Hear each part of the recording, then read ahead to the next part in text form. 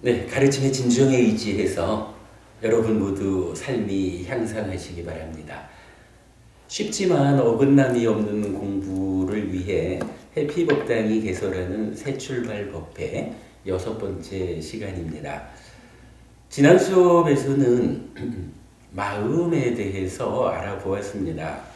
매 순간 삶의 과정에서 새로이 생겨나는 마음이 몸통으로는 하나이지만 대상과 역할에 따라서 심이라고도 의라고도 식이라고도 다르게 불린다는 것을 잘 알아야 마음에 대한 관리, 활용을 적절히 할 수 있어서 괴로움을 만들지 않게 된다는 것으로 지난주 수업을 요약할 수 있겠습니다. 마음을 이렇게 조건에 따라서 다른 것으로 구분해 알자라고 하는 이유는 업에 대해서 바르게 이해하기 위해서라고 말했습니다. 업을 바르게 알기 위해서 이런 노력을 필요로 한다라는 것을 전제로 말하고 있는데 왜 이런 노력이 필요할까 하는 부분 오늘 좀 구체적으로 공부해 보도록 하겠습니다. 세상을 보는 바른 시각, 즉 정견 가운데 요즘 우리가 공부하는 빠야시경이 있죠.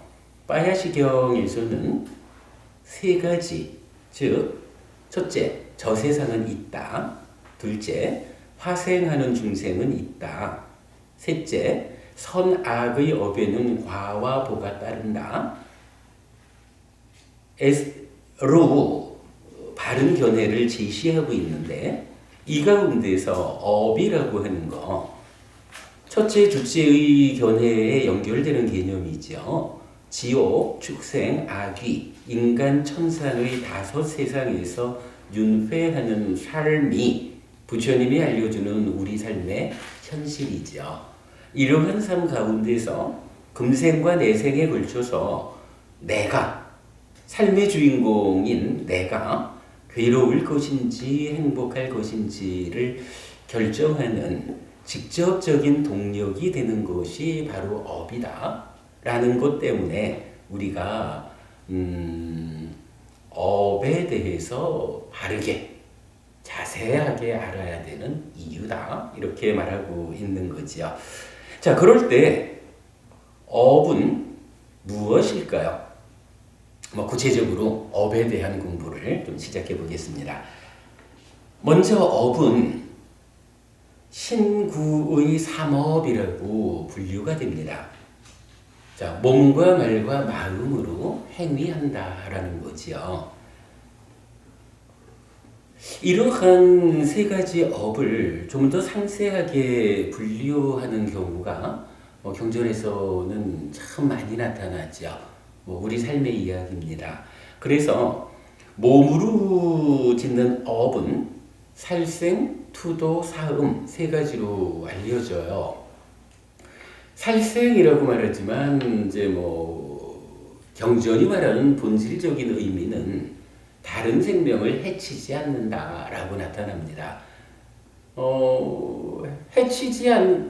아니죠. 다른 생명을 해친다라는 것으로 나타나요. 그럴 때 이 해치는 일의 끝은 무엇일까요? 죽이는 거겠죠. 그러니까 중국에서 번역을 하면서 살생이라고 의미의 마지막 자리로 번역을 하신 것 같고요. 그런가 하면 두 번째로는 투도라고 나타나는데 훔치지 않는 거죠. 근데 이 말도 경전에서는 주지 않는 것을 가지지 않는다라고 나타납니다. 그러면 이 경우도 마찬가지겠죠. 주지 않는 것을 갖지 않는다. 똑같고로 말했죠.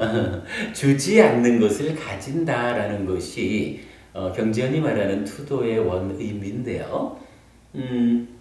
주지 않는 것을 갖는다라는 이 행위의 끝은 어디가 되겠어요? 남의 주머니를 훔쳐서라도 가져오는 것. 달리 말하면 도둑질. 이게 주지 않는 것을 가지는 이 행위의 끝이라고 보면 되겠죠. 투도라고 번역한 이유가 되는 것 같고요. 세 번째로는 사음입니다. 삿된 음행인데요. 사회적으로 윤리 도덕적으로 그 남녀 간에 지켜야 하는 성적 행위의 기준을 어기는 거, 이렇게 이해를 하면 되겠죠. 물론 이제 이 부분은 출가자에게는 사음이란 말로 나타나지를 않아요. 그냥 음행 이렇게 나타나요. 그러니까 뭐 사음이 있으면 불사음으로 연결되는 거겠죠. 출가자에게는 삿된 음행을 하지 마시오 라고 부처님이 기준을 주지 않아요. 일체의 음행을 하지 마라 이렇게 말해지거든요. 그런데 제가 제자에게 만약에 출가 제자에게와 같이 일체의 음행을 하지 마시오 이렇게 어떤 행위의 기준이 정해진다 하면 사실은 이건 좀 곤란해요. 이 세상의 문을 닫자 이런 이야기가 되는 거거든요.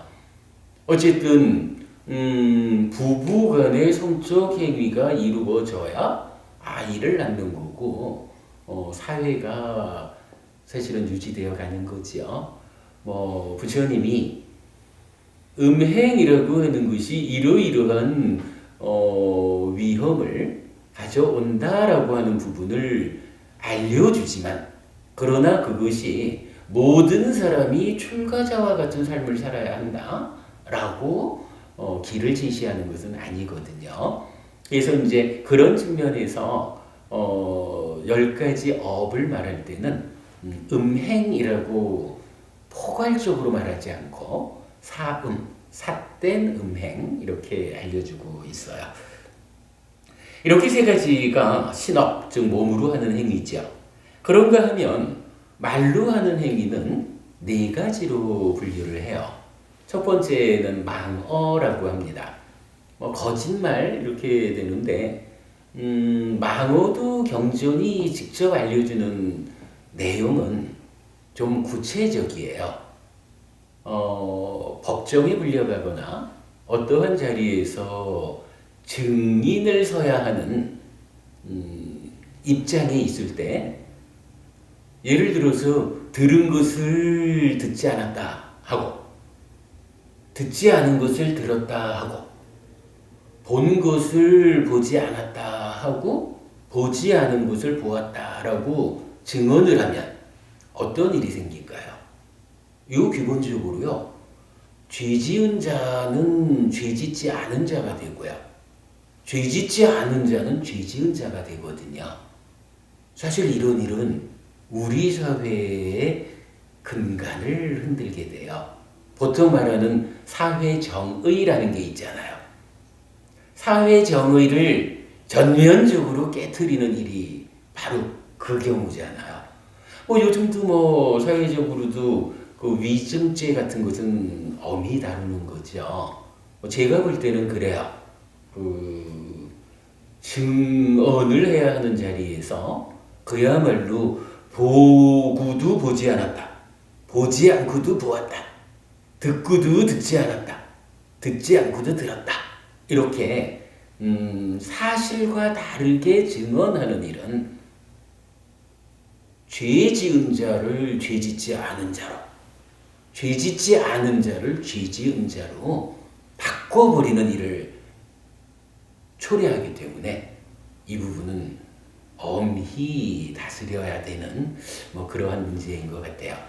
어쨌든 우리가 이제 망어, 거짓말이라고 보통 알고 있지만 경전은 이렇게 위증하지 않아야 한다라고 하는 좀 더 구체적이고 직접적인 설명을 해주고 있다. 이렇게 우리가 알아야겠고요. 양설이라고 하는 거 재밌어요. 혀가 두 개라. 제가 알기로 권은 부부님, 지경 부부님 오래 함께 공부하는 도반이신 줄 알고 있는데 만약에 저한테 혀가 두 개래 가지고 지경 부부님 만날 때는 저쪽 혀를 쓰고 거둔 부분이 만날 때는 이쪽 혀를 쓰고 아마도 이렇게 일주일만 가보라지요. 두 분 원수 만드는 것은 일도 아닐 거예요.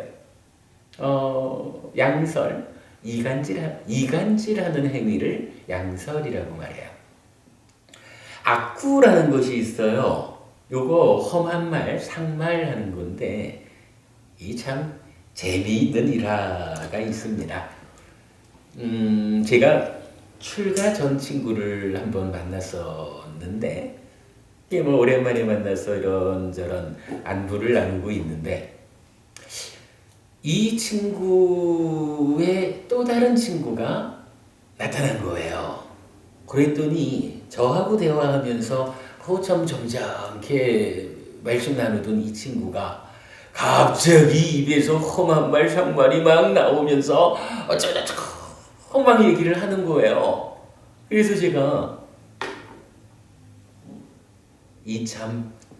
이제 우리 나이 됐으면 좀 말을, 그러니까 고운 말을 좀 써야 하지 않겠어? 라고 이야기를 했죠.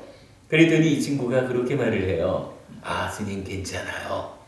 나하고는 벌써 3, 40년 친구이기 때문에 이 친구하고는 이게 우리의 우정을 확인하는 거고 근데 사실은 그런 경우들이 좀 있잖아요. 점잖은 사람들도 자기 오랜 친구들, 가까운 사람들한테는 그저 상말하는 이걸로 가까움을 표현하는 이런 경우도 사실은 있어요. 그러니까 그 자체를 부정할 일은 아닌데, 그러나 저는 그 친구에게 이렇게 말했어요. 두 분의 관계가 참 오래고 좋은 관계라서 그러한 말이 두 분의 관계를 해치지 않을지는 모르겠습니다. 그대의 이러한 말이 그대의 친구를 속상하게 하지 않을지는 모르겠습니다. 그러나 가르침에 의하면 그대의 친구가 속상해야 하지 않는다라는 것과는 별개로 그대는 이미 악구라고 하는 악한 업을 짓는 겁니다. 악한 업에는 괴로움이 따릅니다. 그러니 이제는 아무리 친한 친구라 해도 표현하는 방법을 달리 하셔야 할 것 같습니다. 이렇게 말했거든요. 글쎄 이게 정말 그럴까 싶지만 그냥 제가 있던 그 자리만 견주어 보면 그래요. 장사를 하는 친구였거든요. 그러니까 제가 어쩌다가 그 사업장에 들려가지고 잠깐 인사하는 사이에 그런 일이 있었던 거예요. 그러면요, 그런 인사가 꼭 저하고 있을 때만 한 거는 아닐 테니까 이 친구는 그 친구를 만날 때마다 그럴 거잖아요. 가게 장사하는 곳, 사업장에는 많은 사람들이 접촉하잖아요. 들락거리잖아요. 그러면 사람들이 그럴 수 있어요. 와, 조 사장님 점잖은 분인 줄 알았는데 그렇지 않네. 라고 두 사람의 관계가 어땠든지 간에 일단 제3자가 그런 광경을 보고 듣게 되면 손님의 입장에서는 아이고, 저 사장님 저런 줄 몰랐어. 라고 10명에 한 사람이라도 그것 때문에 그대의 사업장에서 구매를 하지 않는 일이 생긴다면 그로 인하여 그대의 수입이 줄어듭니다. 이거 친구 간의 정다운 말의 표현인지 몰라도 그 정다움의 표현 기법이 잘못되어 가지고 어떤 일이 생겨요. 매출이 줄어들고 이익이 줄어들어서 결국은 돈을 적게 번다라고 하는 불만족이 생겨나는 거예요. 두 분의 관계와 관계없이 일단 악구, 험한 말, 상스러운 말 자체가 괴로움을 만듭니다. 그러니 고운 말을 씁시다. 제가 이렇게 말을 했거든요. 악구라는 거 우리가 그렇게 이해하면 적절할 것 같아요. 그런가 하면 네 번째로는 기어라고 나타납니다. 이게 비단기자를 써서 번역을 하다 보니까 저도 뭐 출가 전에는 사실 기어, 교묘한 말, 꾸민 말 이렇게 이해를 했어요. 이렇게 교묘한 말이라고 하는 게 망어나 양설과 어떻게 차이가 있는지 잘 이해되지 않는 가운데 어쨌든 기어, 비단기자를 쓰는 이 말은 꾸미는 말, 꾸며대는 말, 교묘하게 말하는 것이다. 아부하는 말이다. 뭐 이렇게 이제 이해를 했었는데 이 부분도 경전은 다르게 알려져요. 잡담이라고 번역을 하면 제일 적절할 것 같아요. 쓸데없는 말, 도움되지 않는 말. 1시간이든 10시간이든 대화를 했는데 대화의 끝에 가서 나의 삶은 요만큼도 향상으로 나아가지 못하고 그냥 1시간일지 10시간일지 시간만 버리고 마는 그런 쓸데없는 이야기, 잡담하는 거, 나의 삶을 향상으로 이끌지 않는 주제의 이야기 이런 거 기어라고 해요. 그러니까 기어라고 한자로 번역은 되었지만 잡담, 쓸데없는 이야기 이렇게 이해를 해주는 게 좋아요. 그래서 경전은 이 부분 관련해서도 이런 표현을 합니다. 도반들 간에 만나면 두 가지 할 일이 있다라는 거예요. 한 가지는 법담, 가르침에 대해서 대화해라. 왜? 가르침이라고 하는 것은 우리 삶을 향상으로 이끄는 주제로 삶을 향상으로 이끄는 방법을 알려주는 게 부처님 가르침이잖아요. 1시간이고 10시간이고 대화를 나누면 법담을 서로 주고받으면 그만큼 나의 삶이 향상으로 나아가는 힘을 갖게 되는 거거든요.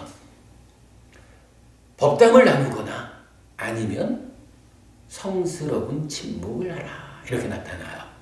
이때 뭐 침묵이라는 거 그냥 둘이 만나서 대화하지 말고 그냥 앉아 있어 이런 이야기는 아닌 것 같고요. 성스러운 침묵이라는 표현으로 수행을 이야기하는 것 같고 아마 좀 더 구체적으로는 여러분 왜 우리가 그 사념초 수행을 통해서 삼매에 들잖아요. 삼매에 들면 초선이라는 첫 번째 바른 삼매는 유심유사 이래서 내 마음을 대상에게로 일으켜주되 하나의 대상에게로 놓치지 않고 동일하게 유지해 주는 거잖아요. 근데 제2선이 되면 어떻게 돼요? 무심무사라고 해서 이렇게 대상에게로 내 마음을 일으키되 한 끝에 집중됨 이런 초선의 상태를 넘어서서 아예 대상에게로 마음을 일으키는 이러한 움직임조차도 가라앉힌 거거든요. 뭘까요? 우리가 이렇게 대화를 한다라는 것은 표면으로 드러나는 언어행위라면 마음을 일으킨다라고 하는 것은 사실은 내적으로 나의 내면에서 대상을 향해서 마음이 일어나 행위하는 이런 내적인 움직임이라고 보아야 하죠. 그런데 이런 내적인 움직임조차 다 가라앉았다라고 하는 것은 말하지 않는 침묵보다 훨씬 더 깊은 가라앉음, 고요함이 되죠. 요거 성스러운 침묵 이렇게 우리가 이해할 수 있거든요. 그래서 부처님은 하여간 요 말로 하는 행위의 네 번째 기어라는 것을 잡담하지 마라. 아무리 오랜 시간을 이야기를 해도 대화를 해도 삶을 향상으로 이끌지 않는 쓸데없는 이야기, 쓸데없는 주제를 말하지 않는 것이 좋다. 이렇게 말하는 거죠. 그럴 때 참으로 삶을 향상으로 이끄는 거 두 가지. 한 가지는 가르침을 주제로 대화해라. 법담을 나눠라. 또 한 가지는 성스럽게 침묵해라. 이건 뭐예요? 수행해라. 이 말씀이죠. 기어라고 하는 거 그렇게 이해를 하면 되겠습니다. 그렇게 네 가지가 말로 하는 업이고요. 그리고 나면 이제 의업, 마음으로 하는 행위가 있어요. 간탐, 진해, 사견이라는 건데 간탐이라는 것은 뭔가요? 요거 내꺼 하는 욕심을 내는 거거든요. 근데 우리가 보통 이제 욕계 중생이라고 말하면 이런 소유적 사유, 내꺼라고 하는 사유를 일으키는 중생을 말하잖아요. 간탐이라고 하는 요것도 사실은 내꺼 하는 이런 욕심을 내는 거잖아요. 욕계 중생이라는 욕자하고 간탐이라는 말하고를 우리가 구분해서 알아야 하는 아주 큰 필요성이 있는데 이런 차이가 있어요. 기본적으로 욕계라고 말하는 욕자, 소유적 사유는 색성향 미촉이라고 하는 이 몸밖의 모든 물질적인 대상들에 대해서 이게 내 거든 남의 거든 구분 없이 내 거 하려는 요런 마음작용을 말해요. 내 거든 남의 거든 상관하지 않고 내 거라고 붙잡는 요런 마음으로 살아가는 세상을 욕계 세상이라고 말하고 그렇게 살아가는 중생들을 욕계 중생 이렇게 말하거든요. 그래서 우리가 아직까지 색계 무색계 높은 하늘에 태어나지 않았다라는 것은 우리가 욕계 중생이기 때문에 그렇다라는 거예요. 거기에 비해서 간탐이라고 하는 거는요, 내 거에 대해서 내 거라고 붙잡는 부분은 일단 좀 빼놓고 내 거 아닌 것, 남의 것 이것을 내 거 하려고 하는 마음을 말해요. 경전 직접적으로 남의 것이지만 내 것이 되면 좋겠다 라는 그러한 마음을 간탐이라고 한다 라고 직접 정의해 주거든요. 이게 사실은 커다란 차이가 있어요. 예를 들어서 지금 이제 고은달 법부님 앞에 찻잔이 하나 있네요. 만약에 제가 제 앞에 있는 요 찻잔에 있는 차를 누가 스님 제가 목이 마른데 스님 그 차를 제가 좀 마시고 싶어요 라고 말할 때 이거 제가 이미 마시던 거고요. 에이 어쨌거나 내 건데 뭐 법부님은 그냥 법부님이 알아서 드셔요. 이렇게 제가 답을 하면 해피 스님이 좀 인색한 사람이구나 뭐 이렇게 평가되겠지요 뭐. 그런데 우리가 살아가는 가운데요. 물론 우리가 그렇게 인색하면 안 되죠. 그렇지만 사는 가운데 이렇게 인색을 부렸다라고 하는 요 경우는 어떤 일이 일어나냐 하면 해피스님 좀 인색한 사람이었어 라고 좀 실망해하고 불편해하고 그냥 요런 정도일 거예요. 천상 목마르니 별 수 있나? 내가 가서 물 찾아 먹어야지. 요런 불편이면 되거든요. 그런데 이걸 조금 다르게 보아가지고 이제 제가 내 차를 못 주겠어 하는 정도를 넘어서 가지고 고은달 부부님 차가 참 맛있어 보입니다. 색깔도 좋고요. 법은이 그 차를 저를 좀 주십시오. 라고 제가 이제 표현하자면 비록 남의 것이지만 내 것이면 좋겠다 라는 요런 마음을 일으키면요. 어떻게 되나요? 제가 이제 법부님 날 좀 주셔요. 이래 하는데 법부님이 잘 공부된 사람이어서 헬피스님이 목이 마른가 보구나. 내가 주지 뭐. 이래서 주면 편한데 만약에 법부님이 지금 매우 목이 마른 상태고 그러고 하다 보니까 죄송합니다. 곤란합니다. 이럴 수도 있잖아요. 그래 되면 어떤 일이 이어서 일어날까요? 제가,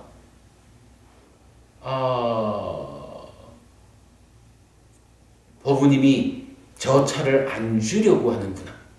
그렇다면 어떻게 하면 저 차를 내 걸 만들 수가 있을까? 라고 해서, 그죠? 이제 내가 원하는 것을 내 걸 하려고 하니까 각각의 상황에 맞춰가지고 우리가 몸의 행위 첫 번째 뭐였나요? 해치는 거였잖아요. 어떤 형태로든 법우님을 해치는 방법을 써가지고라도 내가 뺏어올 수 있을 거고, 어떤 형태로든 주지 않는 것을 가지는, 훔쳐서라도 가져올 수 있을 거고, 이리저리 거짓말을 해가지고라도 뺏어올 수 있을 거고, 이리저리 이간질을 해서 내 거 할 수도 있을 거예요. 이러이러한 몸과 말의 행위가 바로 요거.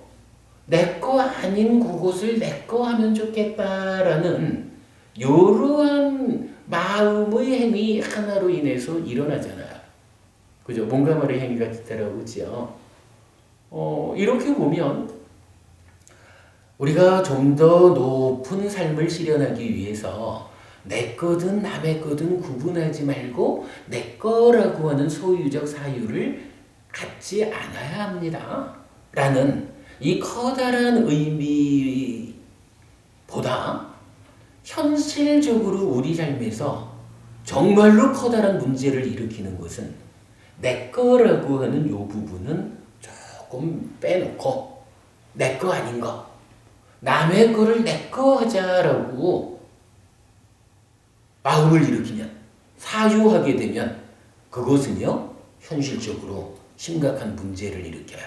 방금 짚어봤지만 그 남의 거를 내 거 하고자 하는 이 마음 때문에 어떤 일이 뒤따르느냐 하면 몸과 말을 통해서 살생, 투도, 사음, 망어, 양설, 악구, 기어라고 하는 몸과 말로 하는 올바르지 못한 7가지 행위가 뒤따르잖아요.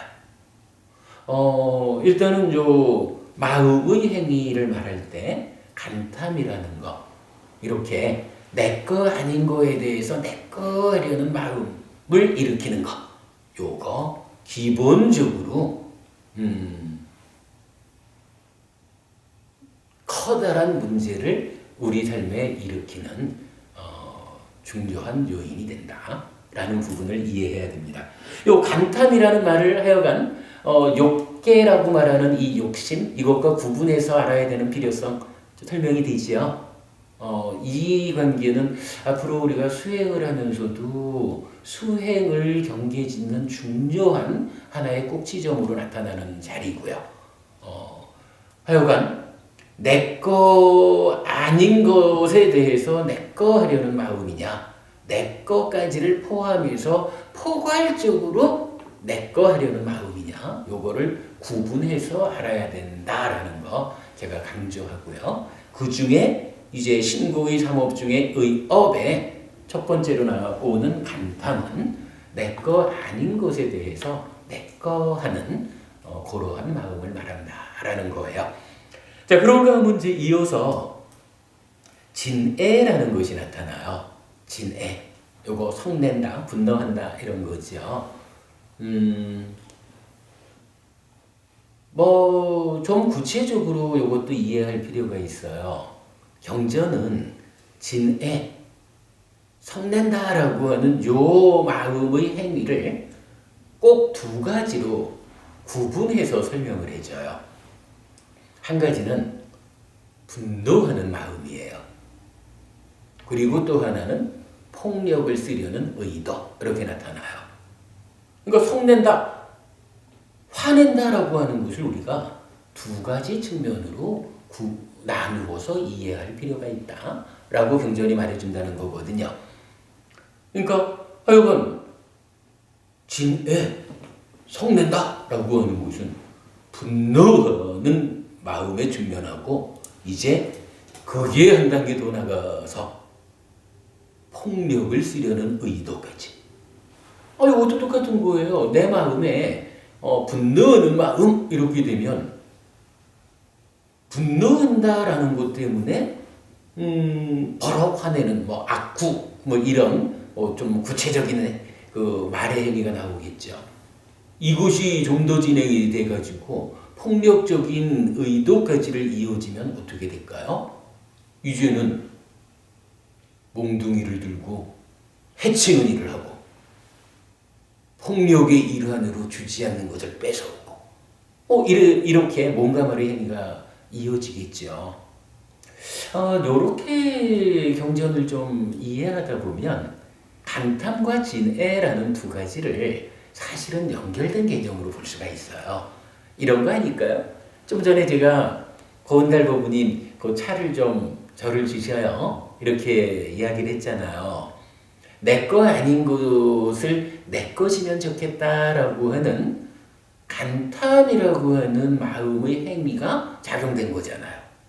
그런데 그랬을 때 법부님이 뭐 이러저러한 사정이 허용이 돼서 드셔요 하고 주시면 그나마 다행인데 목마름을 해결했어 이러면 되는데 이제 법부님 대로의 어떤 형편 때문에 곤란합니다.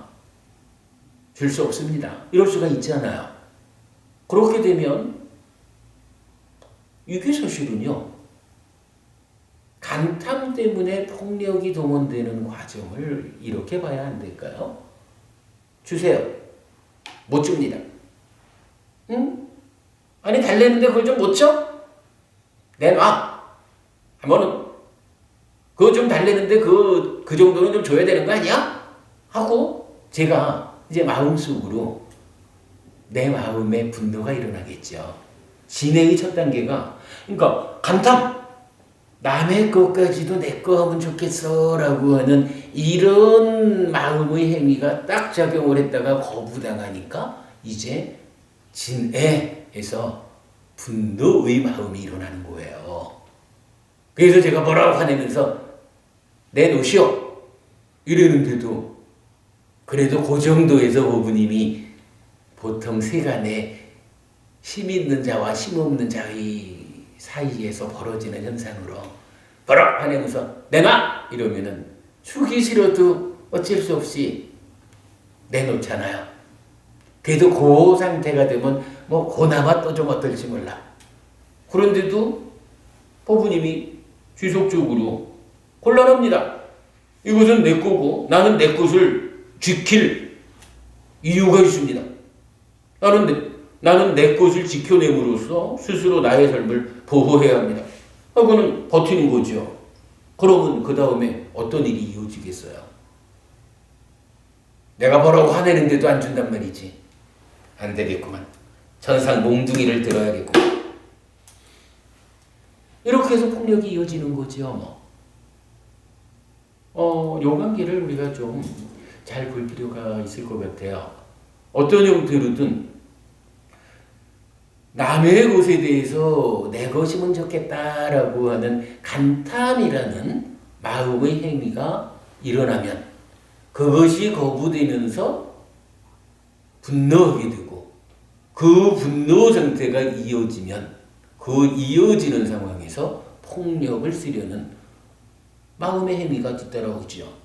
그러면 이런 간탐과 분노하는 마음과 폭력의 의도라는 이 세 가지가 합쳐져 가지고 몸과 말의 행위는 어떻게 드러나겠어요? 찰생, 투도, 사음, 망어, 양설, 악구, 기어라고 하는 이러한 잘못된 몸과 말의 행위가 이어지는 거겠죠. 이런 부분을 우리가 그 업이란 무엇냐 하는 측면에서 몸과 말과 마음의 행위, 신구의 삼업을 좀 더 상세히 10가지 업으로 나누어서 이해해야 하는 필요성 이렇게 보면 되겠죠. 자, 어쨌든 마음의 행위는 한 가지가 더 있죠. 사견, 이래서 견해라는 것이 있어요. 이 견해라는 것이 우리가 앞으로 공부하면서 중요성을 보겠고 사실은 뭐 그 이전에 지금 우리가 하는 게 뭐냐 하면 견해에 대한 공부를 하는 중이잖아요. 이 견해가 어떻게 세상을 보아야 합니까? 어떻게 세상을 보는 것이 바르게 보는 것이어서 우리 삶을 괴로움으로 이끌지 않고 행복으로 이끕니까?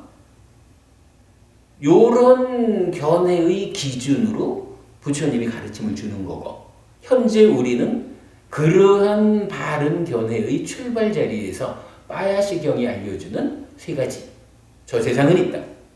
화생하는 중생은 있다. 선악의 업에는 과와 보가 따른다.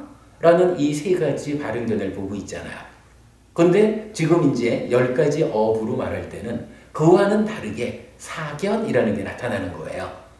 그러니까 사견이라면 지금 당장 이 정도 그러니까 빠야시경의 바른 견해만 견주어 봐도 예를 들어서 어떤 견해가 사견, 삿된 견해겠어요.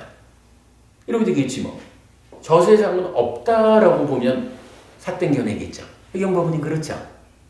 화생하는 중생은 없다. 달리 말하면 테란스화 중에 화생은 없고 테란스배에 중생만 있다.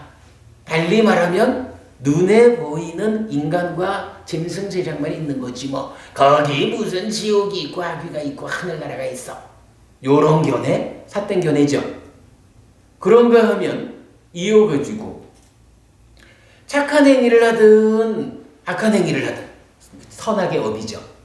거기에 착한 행위는 행복이라고 하는 과와 보를 만들고 악한 행위는 괴로움이라는 과와 보를 만든다라는 이 바른 견해와는 다르게 어떻게 말해요?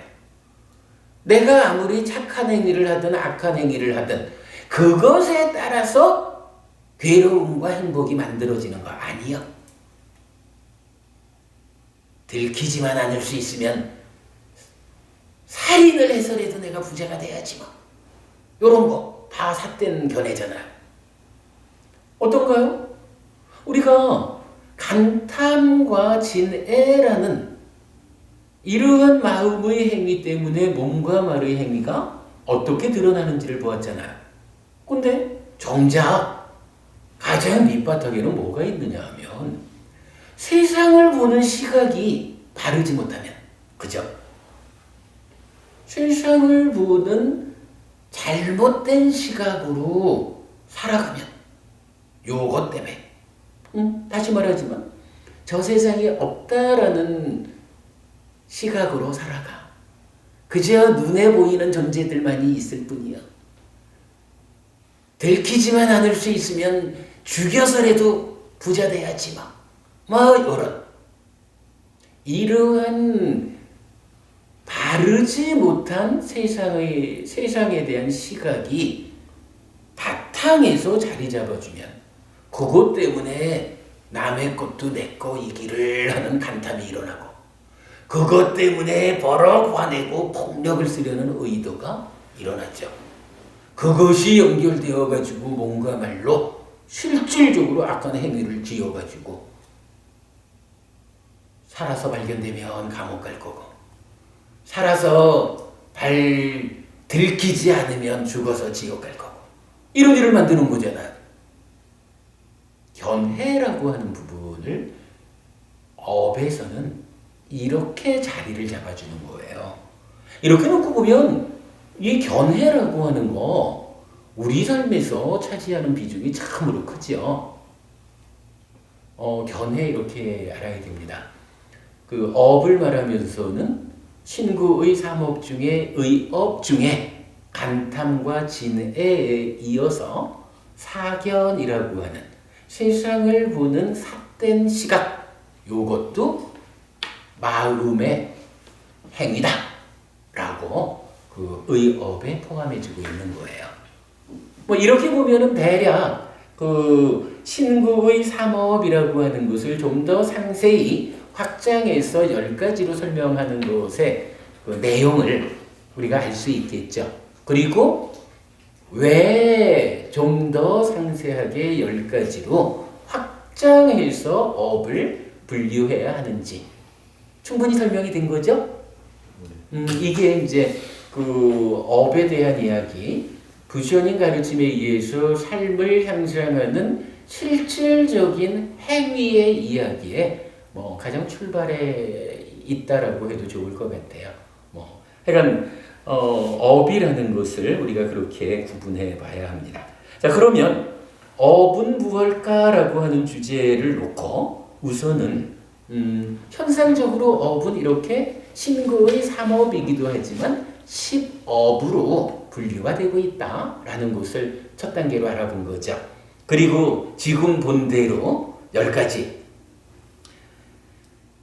살생, 투도, 사음, 망어, 양설, 악구, 기여, 간탐, 진애, 사견, 그 중에 진애는 2가지로 나누어서 정의되고, 요렇게 그 표현하자면 무언가 좀 좋지 않은 쪽에서 분류된 요 10가지를 뭐라고 불러요?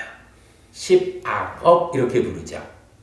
그런가 하면 이 십악업과 반대되는 측면으로 똑같이 10가지가 있죠. 이건 뭐 그대로 그 안입을자만 붙여주면 되는 거죠. 그래서 불살생, 다른 생명을 해치지 않는다. 해치지 않는 것의 끝에 가면 살생하지 않는다 하지만 사실은 살생이라는 것은 부정적인 측면에서 해치는 것의 끝이었다면 이제 불살생 이래서 해치지 않는 쪽으로 설명을 하면 해치지 않는 일의 끝은 어떻게 봐야 돼요? 죽이지 않는 건가요? 아니죠. 죽인다라는 것은 해치는 일의 끝이라면 해치지 않는 일의 끝은 방향이 다르잖아. 이제 죽어가는 생명도 살려내는 일이지 뭐. 요 개념, 권은보부님 타당하죠? 네. 나쁜 방향으로 갈 때는 다른 생명을 해치는 일이 끝에 가고 죽이는 데까지 가는 거예요. 이렇게 말하는 거지만 이제 다른 생명을 해치지 않는 일을 한다라는 요 측면은요. 해치지 않는다라고 하는 것은 그냥 해치지 않음이라는 착함의 그 끝에 올라가면 정말로 내비두면 죽어야 하는 그러한 힘든 생명을 내가 도와서 내가 거들어서 살려내는 거기가 불살생의 끝이라고 봐야겠죠. 살려내는 일. 요 개념 우리가 업에 대한 이야기 중에서 아주 주목해야 돼요. 그럼 마찬가지 2번째는 불투도예요. 주지 않는 것을 갖지 않는 거거든. 그것의 끝은 뭐죠? 끝은 훔치는 거잖아. 도둑질. 그러면 이제 불투도. 주지 않는 것을 가지는 게 그거였다면 주지 않는 것을 갖지 않는 불투도. 이것의 끝은 뭐겠어요? 그렇죠. 이제 그 주지 않는 것을 가져오는 일을 넘어서 가지고 에고 힘든 사람이 있구나. 내가 내 주머니를 떨어서라도 좀 거들어줘야 되겠다. 라고 베푸는 거. 요거 보시 이렇게 말하는 거죠. 투도의 반대말 불투도의 끝은 베품으로 이어진다. 이렇게 이해를 하면 좋겠어요. 사음의 반대말은 불사음입니다. 우리 사회의 윤리 도덕적으로 어긋나는 음행을 하지 않는다라는 거였으니까 글쎄 이 끝에 가면 어떻게 될까요?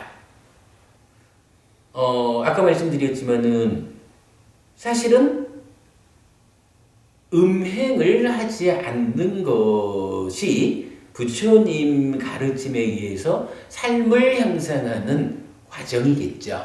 그런데 출가지자와 다르게 제가지자의 삶이 있어요. 만약에 부처님이 제가지자들에게도 일체의 음행을 금하시오 라고 하면 불교는 2600년 전에 끝났을 거예요. 불교 신자들은 아무도 애를 안 나. 그러게 될 거 아니에요? 그뿐만인가요? 이 가르침이 우리 사회의 보편적 가치가 되었다라고 할 때는 이 세상에 일단 인간이라고 하는 문명적 존재는 문을 닫아야 되는 거겠죠.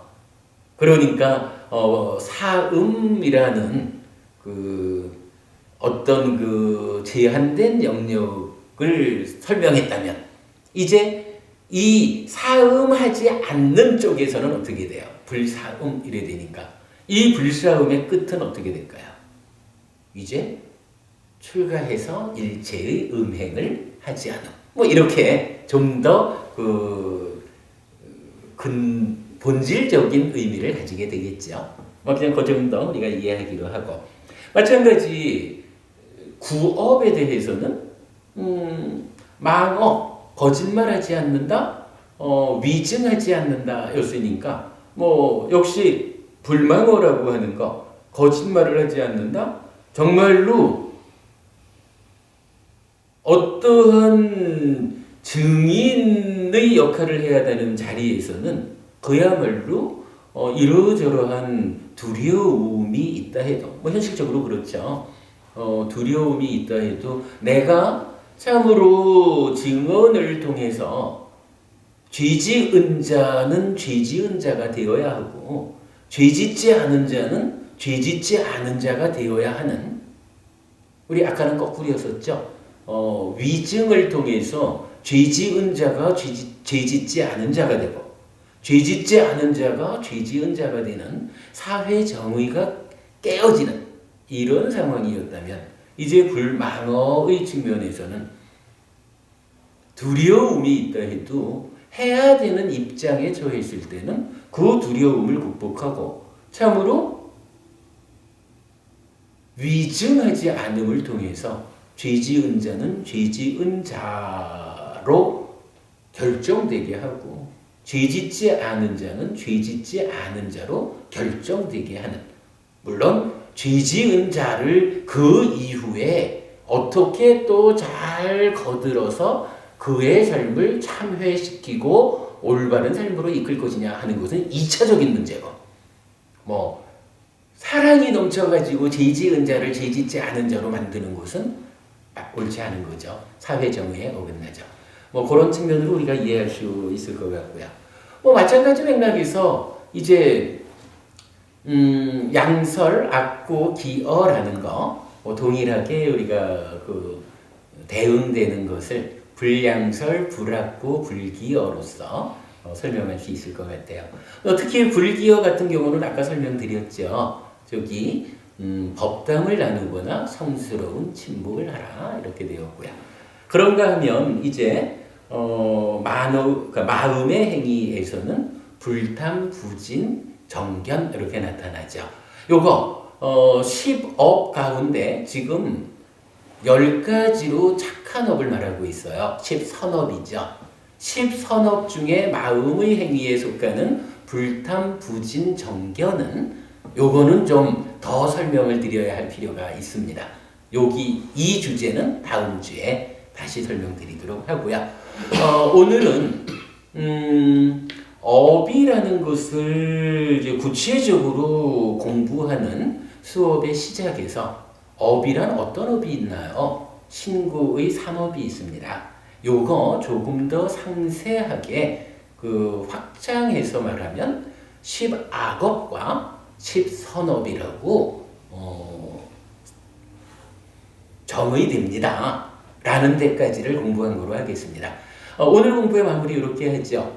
왜 10악업이라고 하고 왜 10선업이라고 할까? 경전은 그렇게 알려줍니다. 괴로움을 결과맺는 행위는 악업이고 행복을 결과맺는 행위는 선업이다. 그래서 10악업은 10가지로 악한 행위를 하면 그 결과로 괴로움이 만들어지기 때문에 부처님은 10악업을 짓지 말라라고 가르침의 중심을 설하고 있고, 10선업은 행복을 결과맺는 업이기 때문에 10선업을 지어라라고 가르침의 중심에 두고 있다. 괴로움을 만들 것이냐 행복을 만들 것이냐를 결정하는 것으로서 10악업과 10선업이라는 기준이 주어져 있다. 네, 요걸로 오늘 공부 마치겠습니다. 다음 주에 이어가겠습니다. 수고하셨습니다. 네, 조금 쉬었다가 수행하도록 하겠습니다. 사실은 오늘 이 공부 주제를 2가지 방향으로 잡았었어요. 이 10업에 대해서 그냥 이런 게 있습니다라고만 하고 넘어가서 좀